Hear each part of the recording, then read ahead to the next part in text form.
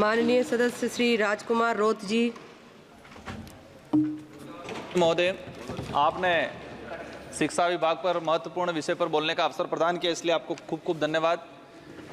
देश के जो अंदर जो शिक्षा के जो हाल हैं, वर्तमान जो परिस्थिति में जिस तरह से देश ग्रोथ कर रहा है, उसके साथ जो एजुकेशन डिपार्टमेंट के अंदर जो क्वालिटी आनी चाहिए थी वो आज नहीं आ रही है।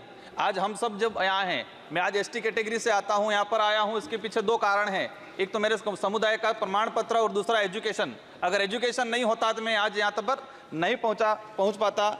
शिक्षण व्यवस्था की अगर बात करें, वर्तमान में जो भौतिक स्थिति आदिवासी इलाके की अगर बात करें विशेष करके, तो सबसे पहले भौतिक स्थिति क्या है? वहाँ पर कमरे नहीं है, बिल्डिंग नहीं है, चार दीवारें नहीं है, शिक्षण व्यवस्था, वहाँ पर अध्यापक नहीं है। हम बड़ी बड़ी बात कर लेते हैं, हम कहते हैं देश ग्रोथ हो रहा है, ये हो रहा है, विकास की ओर जा रहा है, लेकिन मैं आज दावे के साथ कहता हूँ कि देश के आदिवासी इलाके के अंदर जब बारिश होती है तो 70% विद्यालय को खाली कर दिया जाता है, क्योंकि वो बिल्डिंग बैठने के लायक नहीं है।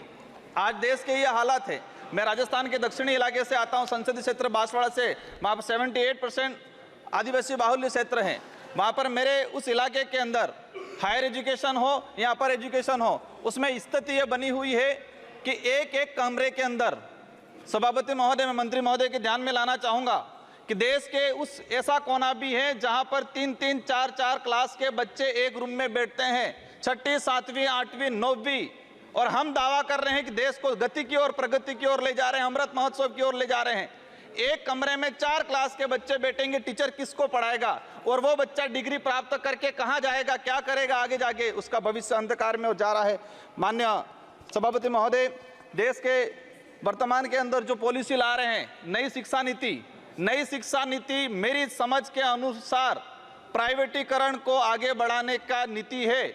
इसमें सीधा सा एक ला दिया गया है कि 6 साल का बच्चा होगा वही पहली क्लास में एडमिशन लेगा। देश का कौन सा परिवार ऐसा है, किस समुदाय के कोई व्यक्ति ऐसा है जो 6 साल का बच्चा होगा इसके बाद एडमिशन कराएगा? इस स्थिति में आने वाले 10 साल बाद सरकारी संस्थाएं खत्म होने वाली है। आज प्राइवेट स्कूल में 3 साल का बच्चा एडमिशन ले रहा है, और हम नई शिक्षा नीति में ला रहे हैं कि 6 साल का बच्चा होगा, इसके बाद पहली क्लास में एडमिशन लेगा।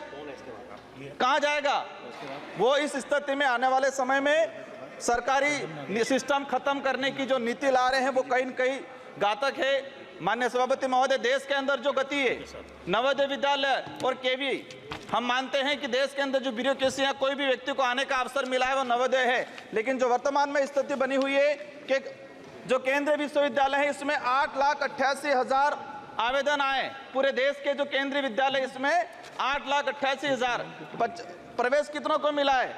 75,703 बच्चों को प्रवेश मिला है। इसका मतलब ये क्लियर हो गया कि 8% बच्चों को ही प्रवेश मिल रहा है। माननीय सभापति महोदय, माननीय अध्यक्ष महोदय, मुझे तब स्टार्ट किया मैंने आपके आने से पहले, सर अभी आने से पहले ही। अध्यक्ष महोदय बहुत बहुत धन्यवाद। मैं आग्रह करना चाहूँगा